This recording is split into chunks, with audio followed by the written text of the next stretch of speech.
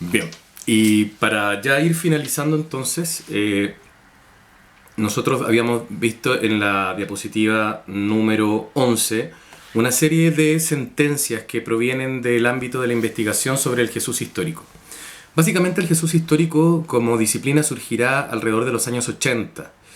Eh, Hay un hito que viene a ser como significativo en relación a la aparición de esta disciplina dentro del ámbito académico, que es el Jesus Seminar, que es una instancia que duró, si mal no recuerdo, aproximadamente 2 años, un poco más quizás, donde se reunieron una serie de investigadores, historiadores, teólogos, que se propusieron lograr extraer, lograr acceder, aproximarse a quién habría sido Jesús, quién habría sido en vida Jesús. Por lo tanto, a partir de ese intento intelectual, uno de los primeros presupuestos que adquirirán relieve es que Jesús fue un judío del siglo I. Cosa que antes quizás no era tan relevante o ni siquiera se pensaba con las consecuencias que eso implica, dado que un judío dado que este judío del siglo I pasó después a ser el ícono representativo de un movimiento llamado cristianismo y que posteriormente derivó en el catolicismo y de ahí en sus variantes que han sido producto también de los quiebres que ha tenido, ¿no? El mundo ortodoxo, el mundo protestante, en fin. Lo que quiero decir es que al señalar que Jesús es un judío, lo que estamos diciendo es que su referente, que su experiencia, que sus conceptos, eh, la forma de comprender a Dios derivará de esta religión. Por lo tanto, hay que comprender o hay que profundizar la religión a la cual Jesús adhiere. Si no, es muy difícil de entender, de poder comprender cuál es el impacto de su mensaje y por qué resultó ser de alguna forma una amenaza, tanto para el poder religioso o el establishment religioso como también el Imperio Romano, ¿no? Por lo tanto, a partir de ahí, una serie de investigadores irán diciendo, bueno, pareciera ser que Jesús, si vamos a colocar su categoría divinizante, Hijo de Dios entre paréntesis, para resaltar otros elementos, pareciera ser que Jesús entonces más bien vendría a ser una especie de profeta del fin de los tiempos. Es interesante esta categoría que Sanders y Casey, dos teóricos del Jesús histórico, han señalado, porque al decir que Jesús es un profeta del fin de los tiempos, relevan un aspecto fundamental del judaísmo del siglo I. Es como decir, para que se entienda, relevan un elemento fundamental del catolicismo de finales del siglo XX. ¿Cuál es este elemento? ¿Y por qué cito precisamente del catolicismo o del cristianismo finales del siglo XX?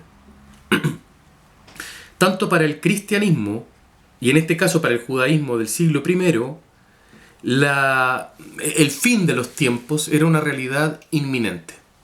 Ya vemos que no, ni siquiera para el siglo I y menos para el siglo XX, que se pensaba que con el 2000, con el fin del siglo XX, comienzo del XXI, algunos milenaristas andaban repartiendo vaticinios funestos. Pero lo que quiero decir es que aún así, independiente de que no haya resultado esto del fin del mundo, el ambiente era apocalíptico, ¿no? El ambiente del judaísmo del siglo I era un ambiente fuertemente apocalíptico.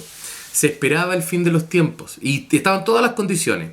Un imperio tirano, a cargo de un tirano, opresión, sacerdotes corruptos, empobrecimiento, muerte, injusticias, atropellos.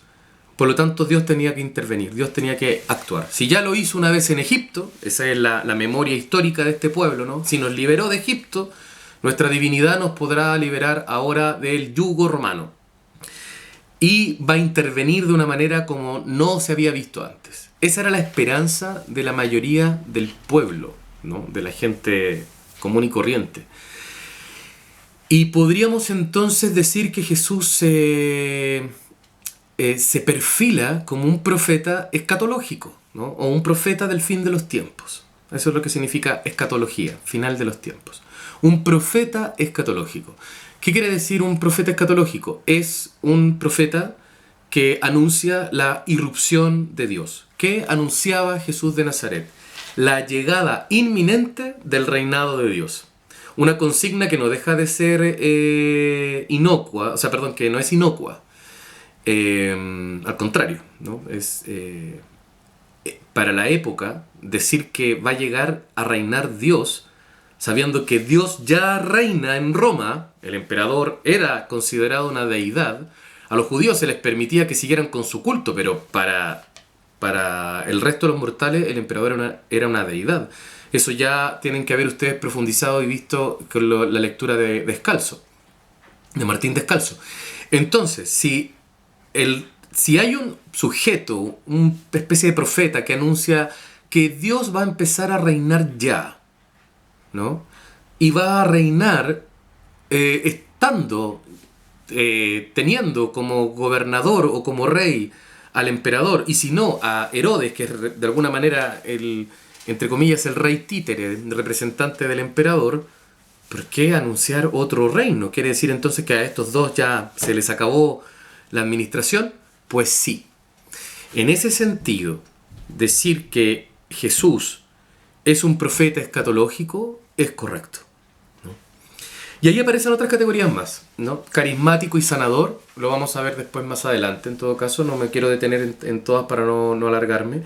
Maestro de vida o rabino, filósofo cínico, es muy interesante esta categoría que Crozat la coloca en la investigación del Jesus Seminar.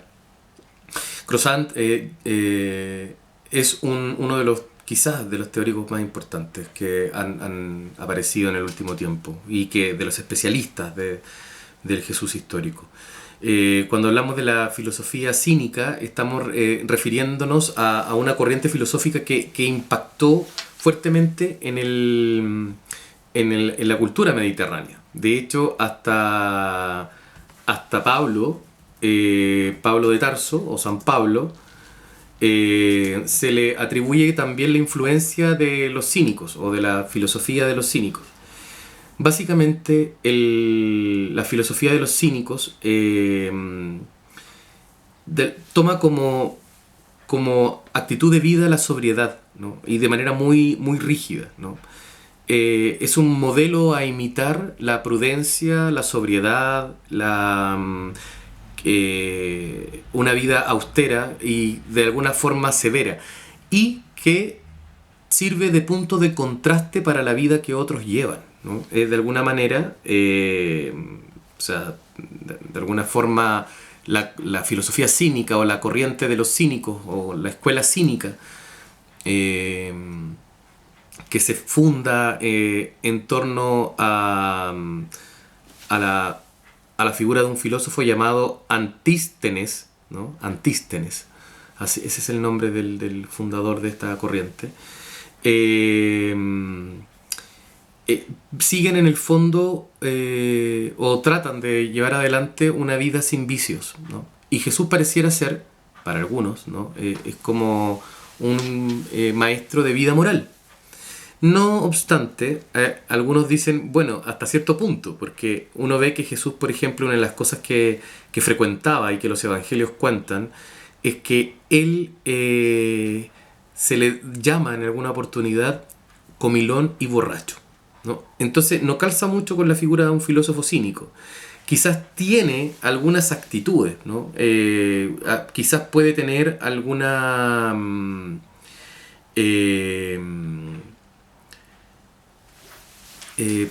algunos elementos, ¿no? Porque, por ejemplo, cuando Jesús le dice a los discípulos no lleve más que alforja y un cayado, ¿no? Los manda a los discípulos a vivir así. O cuando dice el Hijo del Hombre no tiene dónde apoyar la cabeza, son elementos, claro, que pueden haber sido captados del ambiente, porque el mundo donde vive Jesús y la Galilea del siglo I, territorialmente, está muy influenciada, permeada por la cultura por la cultura griega.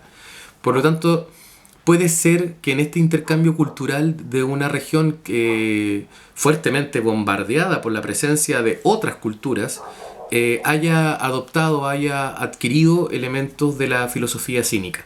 No obstante, como les decía, como contrapunto, Jesús es visto en alguna ocasión como un personaje bastante controversial por esta particularidad de sentarse mucho a la mesa y de beber vino.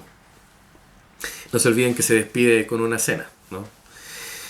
Entonces, finalmente quedan como categorías campesino de la Galilea, es un agricultor posiblemente, un judío marginal, ¿no? Que vive en las periferias, que vive en la marginalidad también social, económica, aunque hoy día hay algunos que, y me parece bien interesante, lo vamos a tocar más adelante, puede ser que Jesús, si bien no haya sido un hombre que perteneciera al mundo de los ricos, puede ser que haya tenido una situación que en algún momento se vio obligado a abandonar, ¿no? Cuando Jesús invita a que otros abandonen sus riquezas, es quizás una experiencia vital que lo llevó a ese convencimiento y no una receta que proviene simplemente de la teoría. De esto me voy a hacer cargo más adelante para hablar sobre, porque tengo que linkearlo o unirlo al tema de la profesión de Jesús. Así que más adelante lo vamos a ver con calma. Yo me inclino por lo que dice el gran maestro del Jesús histórico, John Mayer. Dice que Jesús fue un judío marginal, un judío periférico. Y finalmente tenemos un judío contrario a la ley y por lo tanto subversivo, un judío que en varios puntos se distancia de lo que podríamos llamar un judío correcto, recto, y más bien se coloca en las antípodas de esto, ¿no? Por poner un caso simplemente, ¿no? Es capaz de ir contra la ley de Moisés en alguna ocasión al impedir, por ejemplo, la lapidación de una mujer sorprendida en adulterio. Obviamente que hoy día nosotros lo encontramos eso una barbarie. Y así es, ¿no? Pero hace 21 siglos, y no nos olvidemos que en algunos países musulmanes hasta el día de hoy, las mujeres son lapidadas por cometer adulterio. Jesús impide un adulterio. Impide, en el fondo, la aplicación de una ley. Es interesante, porque salta contra elementos que atentan hacia una forma distinta de entender la ley, ¿no? Bien, nos vamos a ir de a poco interiorizando en estos elementos que surgen de la investigación. Vamos a pasar a la siguiente diapositiva, la diapositiva número 12, la penúltima, para terminar esta parte y ya ir de lleno, como les decía, a la primera unidad. También hay que reconocer, y sobre todo ustedes que son personas más jóvenes que yo, que la cultura hoy día, la cultura mediática, la cultura de la imagen, la cultura de los medios, ¿no es cierto?, han hecho que se masifique de manera bastante amplia la imagen de Jesús como un referente no solo de la cultura occidental, sino también del arte, ¿no? Ustedes algunos saben que hago el curso del Evangelio según el cine. Y si ustedes empiezan a cliquear, van a ir viendo distintas imágenes de Jesús a lo largo de documentales, películas, sobre todo películas, ¿no? Series, donde se responde generalmente a un ícono, ¿no?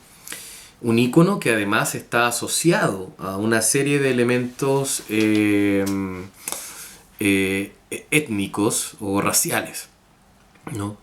Jesús pareciera ser más un europeo que un arameo del siglo I, ¿no? O un judío palestino, ¿no? Es extraño, ¿no?, que la fisonomía de Jesús, que nunca ha sido descrita, esté tan marcada en el inconsciente con los atributos físicos que en su mayoría nosotros reconocemos. El hecho es que eso también trae una carga, trae una serie de asociaciones que cuando hablamos de Jesús no calzan, porque el cine ha grabado a fuego, por ejemplo, que Jesús y Magdalena tenían prácticamente como una especie de affair, ¿no? Una relación amorosa, o que la profesión de Jesús sea la carpintería, ¿no? Ya veremos que quizás no como nosotros creemos, no como nosotros lo entendemos. Bien, vamos a la última diapositiva. Ustedes ahí van a encontrar una imagen nuevamente que tomé de las ruinas de la ciudad de Séforis. Hacia el fondo de la fotografía quizás ustedes podrían percibir o ver unos manchones, pequeñas manchas de una aldea, de una ciudad. Allá al fondo está Nazaret. Séforis y Nazaret están aproximadamente a una distancia de 7 kilómetros. La ciudad de Séforis era una ciudad muy también próspera. Pertenecía a la aristocracia herodiana. Pero antes de pertenecer a la aristocracia herodiana, tiene un infortunio, ¿no? Que atraviesa esta ciudad. En una oportunidad, cuando huían un grupo de celotes, que eran los que de alguna forma defendían al pueblo judío, que estaba en ese momento bajo dominación romana, y a la vez también atacaban a los romanos. El pueblo de Séforis le dio albergue y los refugió. Cuando el rey Herodes se entera, Herodes Antipas, el hijo de Herodes el Grande, cuando Herodes Antipas se entera de esto, manda a quemar y arrasar a toda la ciudad. La ciudad se va a reconstruir, y la mano de obra que fue captada para reconstruir fue la gente del sector.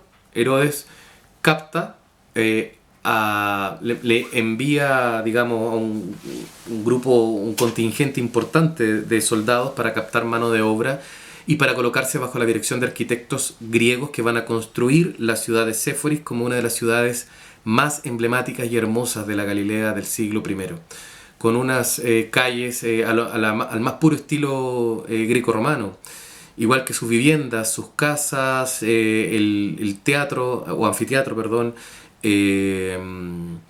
y lo fastuoso que eran estas viviendas. Muestran la vida que llevaban los habitantes de esta ciudad. Jesús, por lo tanto, pudo haber trabajado ahí. Lo más probable es que trabajó ahí los años que duró la reconstrucción de la ciudad. Tiene que haber sido captado él, José, sus hermanos, sus familiares, amigos, para trabajar en la reconstrucción de Séforis. Y ahí tiene que haber tenido un intercambio cultural muy interesante. Pudo acceder, por ejemplo, al anfiteatro, a quizás ver o escuchar o estar cerca del mundo del teatro. Se le pudo haber familiarizado su oído al griego, al koiné, que era el idioma que se hablaba en ese entonces en el Imperio Romano en el siglo I. Puede ser también que haya tenido ahí un intercambio, como veíamos hace un rato atrás, con personas que practicaban la filosofía cínica. Por lo tanto, es interesante cuando la arqueología descubre un lugar así, porque inmediatamente los nexos que se pueden hacer en relación a la vida de Jesús no son del todo descabellados, sino que muy cercanos a la plausibilidad, al criterio de plausibilidad. Es muy plausible, es muy posible que si Herodes Antipas reconstruyera la ciudad, haya que por lo menos tomado como mano de obra a las personas, varones que trabajaban como arquitectos, como constructores, albañiles, carpinteros, etc., dentro de un radio lo más cercano posible a donde estaba la anterior ciudad que había sucumbido bajo el castigo que Herodes le dio. Bien, y ustedes van a encontrarse ahí con cuatro palabras, cuatro afirmaciones, ¿no? La afirmación primera en griego koiné, kenosis. La segunda también en griego koiné, ágape. Después viene una frase que dice igual a nosotros menos en el pecado, y finalmente divinidad y humanidad como complementos. Con eso yo quiero solamente llamar la atención en lo siguiente. Cuando nos acercamos a hablar sobre Jesús de Nazaret y su dimensión histórica y humana, hay que tener en consideración estos elementos que ya voy a pasar a explicar en el último video que ustedes van a ver a continuación. La forma de aproximarnos tiene que ver también con la deconstrucción que tenemos que hacer acerca de la comprensión de lo divino, o de cómo entendemos esta unión de lo humano y de lo divino, o qué se ha llevado a entender sobre la naturaleza divina de Jesús de Nazaret, ¿no? Bien, voy a quedarme hasta acá porque no quiero alargarme, para que en el próximo video explique estos 4 conceptos o estas 4 ideas que van a ser de alguna manera los caminos o los criterios que tendremos para acercarnos a abordar la imagen de Jesús dentro de su humanidad. Nos vemos entonces en el último video, y con eso quedamos al día en las clases del Jesús histórico.